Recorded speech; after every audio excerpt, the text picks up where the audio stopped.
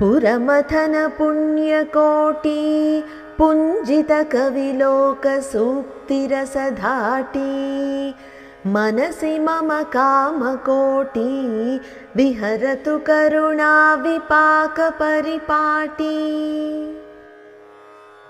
पुरमथन पुण्यकोटि पुञ्जित कविलोक सूक्ति रसधाटी मनसि मम कामकोटि विहरतु करुणा विपाक परिपाटी।